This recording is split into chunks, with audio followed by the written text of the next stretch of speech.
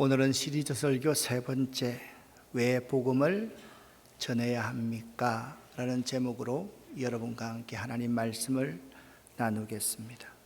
우리들은 지난 2주 동안 복음이란 무엇인가, 예수 그리스도 복음의 시작이라는 주제로 하나님께서 우리에게 주시는 말씀을 나누었습니다. 복음은 쉽고 간결하고 명확합니다.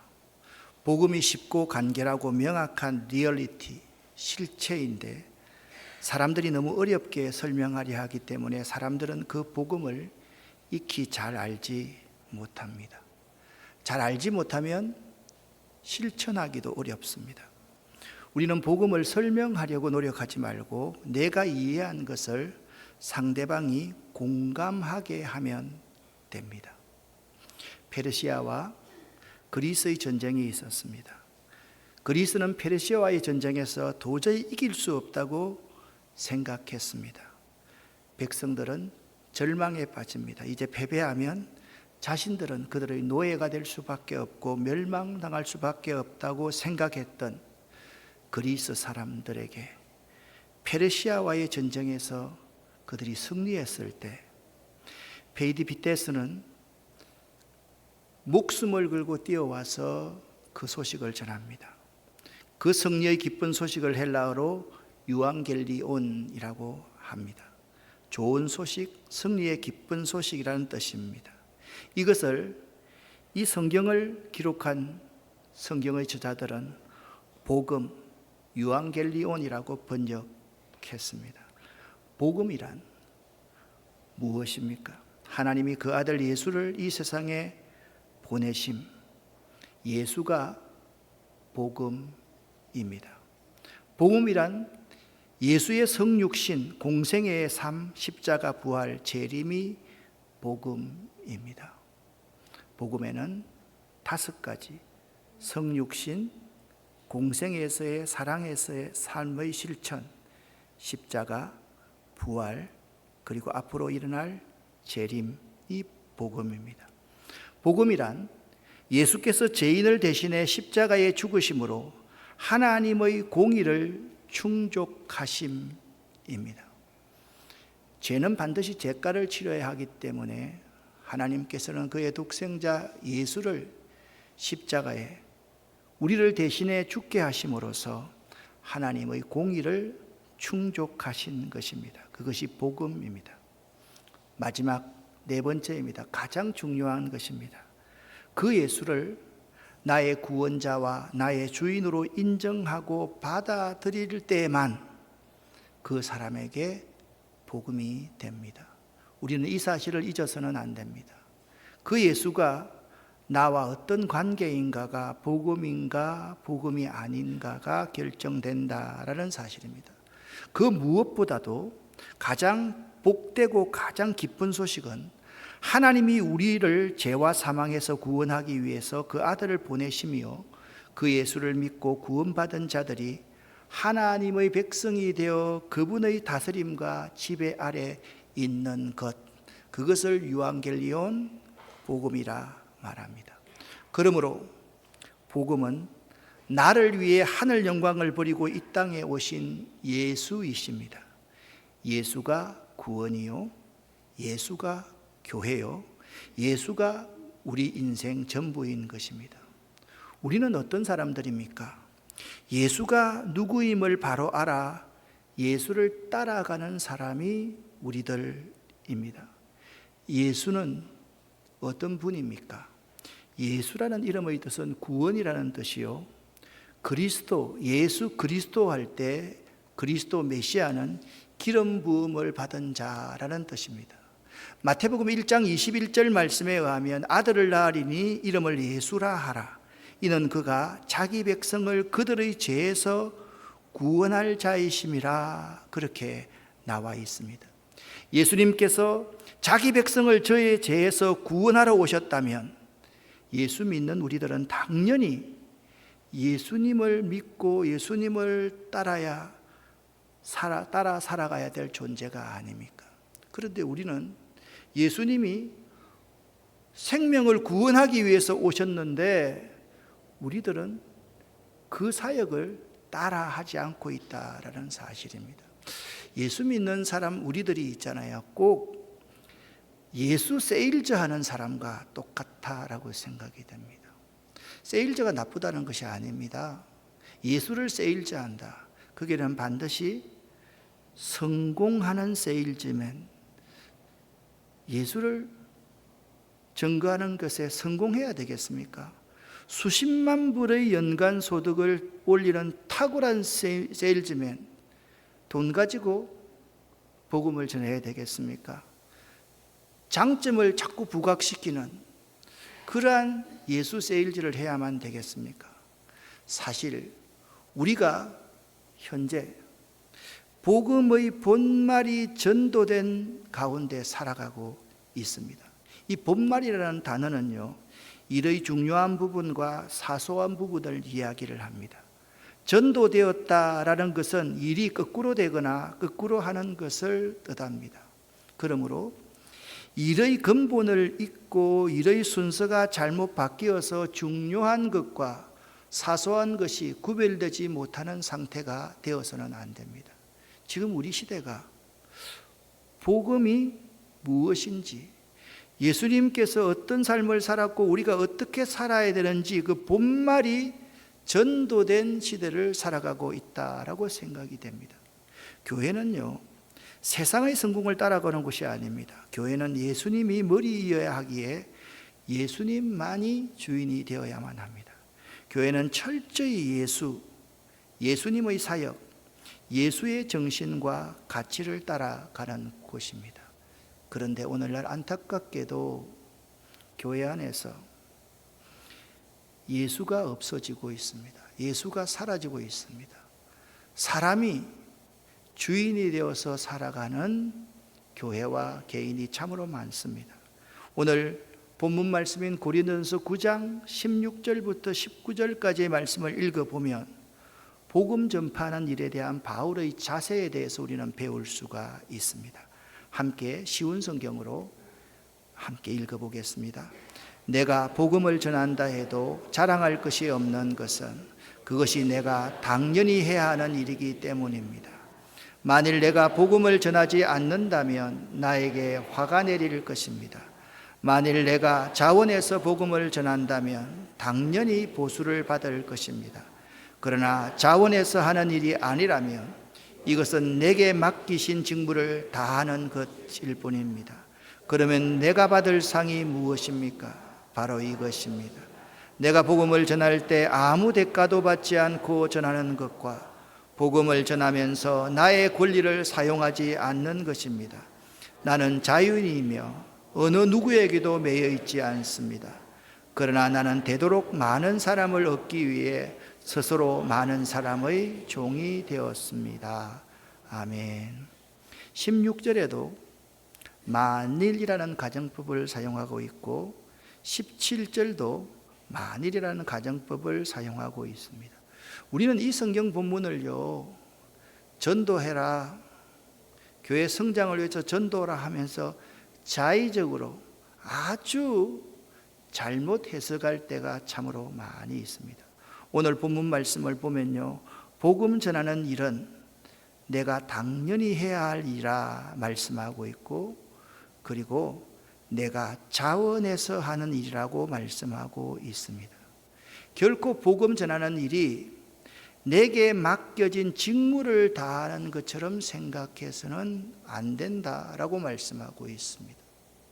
오늘 본문에서 이렇게 자랑할 것이 없으면 내가 부득불할 일임이라 라고 말씀하고 있습니다. 여기 자랑할 이라는 헬라어 가우케마라는 단어는 자신의 복음 전파의 가치를 느끼고 그로 인해 갖게 되는 즐거운 감정도 포함합니다. 자신에게 주어진 그 사명이 그리스도로부터 주어진 일이었기에 바울은 자신이 부득불하지 않으면 안 되는 일이 복음 전파로 인식하고 있었던 것입니다. 바울이 복음 전파에 열정적으로 헌신할 수 있었던 것은 단지 자신의 의지에 따른 것이 아니었습니다.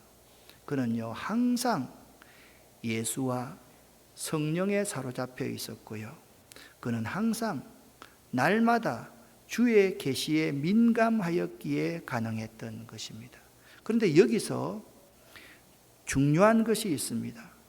예수와 성령에 사로잡혀 있는 상태, 날마다 주의 계시에 민감한 그 상태를 뭐라고 표현하고 있는가 하면 오직 하나님의 은혜다. 무슨 말씀인가 하면 성령과 계시를 주시는 분이 하나님이시기 때문에 이것은 바울 자신이 전하는 복음 사역 이 자체가 오직 하나님의 은혜에 의해서만 가능했음을 말씀하고 있는 것입니다. 또한 복음 전하지 않으면 내게 화가 있을 것임이라 라는 말씀이 있는데요, 우리는 이 말씀을 내가 전도하지 않으면 화 받는다, 벌 받는다 라고 해석하는 해석을 많이 들었을 것입니다. 그러나 그것과 이 본문의 의미는 사뭇 다릅니다. 사도 바울의 복음 전파에 대한 부르심은 일반 나머지 사도들과는 달랐습니다. 일반 사도들은요, 예수를 만나고 나서 자발적인 믿음으로 그들의 소명을 받아들였지만 바울은 어떤 사람이었습니까? 믿는 자들을 박해하는 완악한 불신앙 가운데서 부름을 받았기 때문에 그가 이러한 점을 느낍니다. 자신의 힘으로는 어찌할 수 없는 그 힘, 그 능력에 사로잡혀서 그가 전하지 않으면 안 된다라는 마음을 가지고 있는 표현 그 자체가 내게 화가 있을 것임이라 라고 표현하고 있는 것입니다. 그리고 바울이 복음을 전하는 방법을 이어서 21절부터 23절에는 이렇게 설명하고 있습니다. 자, 그 절을 읽기 전에 19절을 먼저 같이 한번 읽어보겠습니다. 나는 자유인이며 그 누구에게도 매여 있지 않습니다. 그러나 나는 되도록 많은 사람을 얻기 위해 스스로 많은 사람의 종이 되었습니다. 아멘. 그 시대는요, 노예 제도가 있었습니다.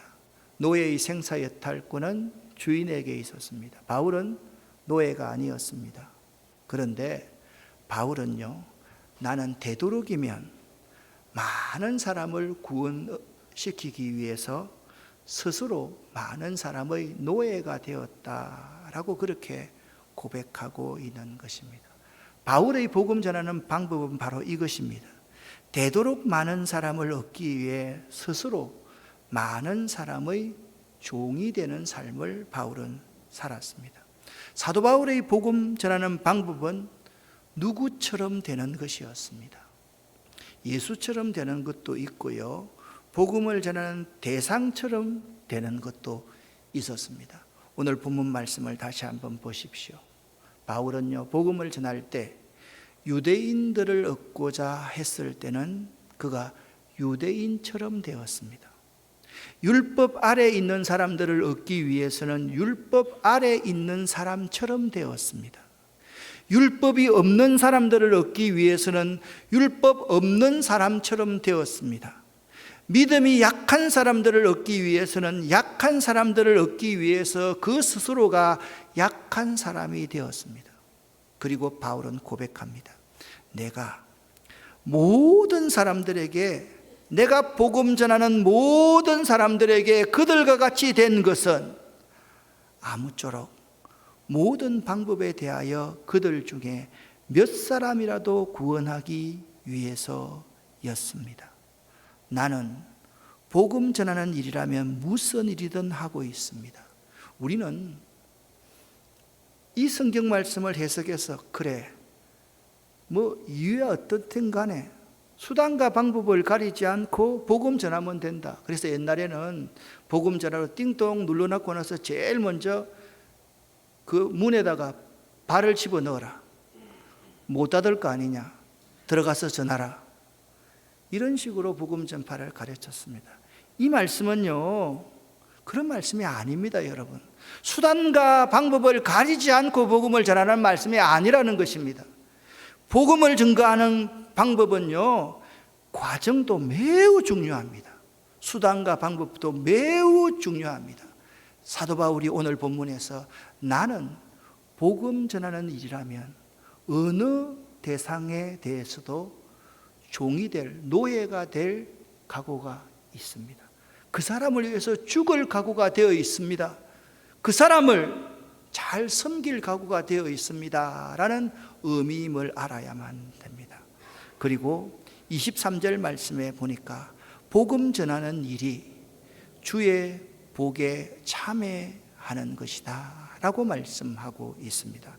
그래서 복음을 전하는 일이라면 무슨 일이든 하는 삶, 그 삶을 살았습니다.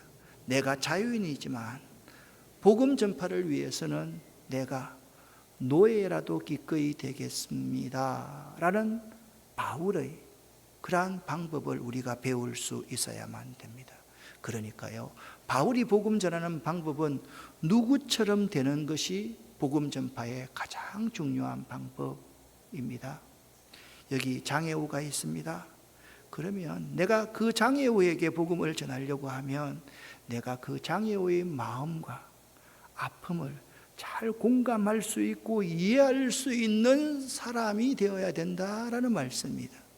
연세 많은 분을 하나님의 교회로 인도하려고 하면 그분들의 마음을 충분히 공감할 수 있고 배려할 수 있는 사람이 되어야 된다. 그것이 복음 전파의 매우 중요한 자세이다라고 말씀하고 있습니다. 사도 바울은 부활한 예수를 인격적으로 다메섹에서 만난 후 예수님처럼 사는 것이 무엇인지를 배웠던 사람입니다. 그가 예수를 만나고 나서 먼저 3년 동안 아라비아 사막에 머문 이유도 예수님처럼을 배우기 위한 하나님의 배려의 훈련장에 보내진 것이다 라고 말씀드릴 수 있습니다. 우리들에게 가장 필요한 것은 사도 바울의 그 아라비아 사막일 것입니다. 사도 바울의 그 아라비아 사막이 여러분과 저에게는 고난과 역경과 아픔일 수가 있습니다.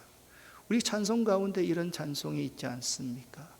왜 나만 겪는 고난이냐고 불평하지 마세요.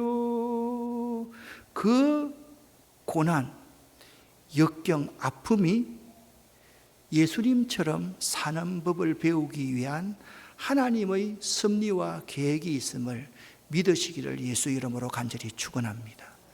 여러분, 사도 바울의 복음 전파의 방법은 예수의 성육신, 공생에서의 사랑의 실천, 십자가, 부활, 재림이었습니다. 우리들에게 복음의 진수이신 예수, 그분처럼 살도록 하는 것이 복음 전파의 지침인 것입니다. 그러니까 복음 전파는 내가 복음을 전할 그 사람들처럼 내가 그들을 이해하고 공감하는 것인 동시에 복음 전파는 예수님처럼 살아내는 것이라는 사실을 우리는 잊어서는 결코 안 됩니다. 여러분, 또 찬송에 이런 찬송이 있지 않습니까? 저는 제가 만일 죽으면 여러분들이 이 찬송을 제 장례식장에서 불러주면 참 좋겠습니다. 예수님처럼 바울처럼 그렇게 살 순 없을까? 남을 위하여 당신들의 온몸을 온전히 버리셨던 것처럼 나의 일생에 꿈이 있다면 개사 들어갑니다. 내가 예수처럼 사는 것. 그렇습니다. 복음 전파는 내가 믿음이 없는 사람, 연약한 사람을 대할 때는 그들처럼 그들을 이해하고 공감하면서 하는 것이 복음 전파자의 자세이고, 복음 전파는 예수님처럼 살아내는 것, 그것이 복음 전파임을 믿으시기를 예수 이름으로 간절히 축원합니다. 우리 믿는 자들이, 우리 교회가 이 복음을 전하려고 하면 믿는 자들이 낮아져야 하고 내려놓아야 하고 포기할 줄 알아야만 합니다. 이 그림을 보십시오. 서방 기독교가, 서구 기독교가 타락해 있는 것이 왜? 이 예수님의 탄생을 이렇게 화려하게 색칠을 해 놓았기 때문입니다. 어디 여러분 말구유가 이렇게 화려한 말구유가 어디 있습니까? 냄새나는 곳. 그곳에는 예수님이 머리 둘 곳 여간 하나를 구할 수 없는 곳이 그 마국간이었다는 사실을 우리가 잊고 있으면 우리는 복음 전할 수가 없습니다. 복음을 전하려면 예수님처럼 사랑을 실천하고 섬기고 사람들을 불쌍히 여기는 마음이 있어야만 합니다. 정말 사람들을 보면 그 사람들을 아무 조건 없이 끌어안을 수 있고 그들과 공감할 수 있고 그들의 발을 씻겨줄 수 있어야만 합니다. 힘들고 어려운 사람들과 함께하는 사랑의 실천, 섬김이 복음 전하려는 사람의 자세이어야만 하는 것입니다. 또한 복음을 전하려면 우리 믿는 자들이 이타적인 삶, 희생의 삶, 대가를 지불할 줄 아는 이러한 예수님처럼 이런 삶을 사는 사람이 될 수 있어야만 합니다. 우리가 복음을 전하려면 우리 믿는 자들이 세상에 부활로서 희망을 주는 삶, 공평과 정의와 평화를 지향하는 삶을 살아낼 수 있어야만 합니다. 부활은 그 시대의 모든 사람에게 희망이었습니다. 이 부활의 소식을 듣고 달려가는 이 제자들처럼 우리는 희망을 주기 위해서 달려갈 수 있어야 되고, 예수님이 다시 재림하시면 우리의 억울한 모든 것을 공평하게 해결해 주실 거라는 믿음을 갖는 것, 그것이 복음 전하는 일입니다. 사랑하는 성도 여러분, 우리가 왜 복음을 전해야만 합니까? 예수님께서 우리들에게 주신 대표적인 명령 두 가지가 있습니다. 그 명령은 하나는 사랑하라는 것이고 다른 하나는 복음 전파입니다. 이 두 가지가 이 66권의 성경 말씀의 핵심 가치입니다. 그런데 사실은 이 두 가지 명령이 하나입니다. 요한복음 3장 16절 말씀에 의하면 하나님이 세상을 극진히 사랑하시어 독생자 예수를 우리에게 은혜의 선물로 주셨다라고 말씀하고 있습니다. 사랑하는 성도 여러분, 복음 전파는 누구처럼 되는 것이라고 말씀을 드렸습니다. 누구처럼 되기 위해서 사랑이 없으면 누구처럼 될 수 있겠습니까, 여러분? 복음 전파는 사랑을 드러내는 것입니다. 복음 전파는 예수님의 그 사랑을 내가 배워가는 것입니다. 그것이 복음 전파입니다. 그런데 성경의 교리 가운데서 복음은 내 능력으로 하는 것이 아닙니다, 성령의 능력으로 하는 것입니다 라는 이 말씀을 우리는 잘 이해하지 못할 때가 많습니다. 우리의 능력이 필요 없다는 말이 아니지 않습니까? 성령의 열매는 사랑과 희락과 화평과 오래 참음과 자비와 양선과 충성 온유 절제이다. 그런데 원어를 보면 사랑적 인내이고 사랑적 온유이고 사랑적, 우리가 모든 열매가 사랑임을 알 수가 있는 것입니다.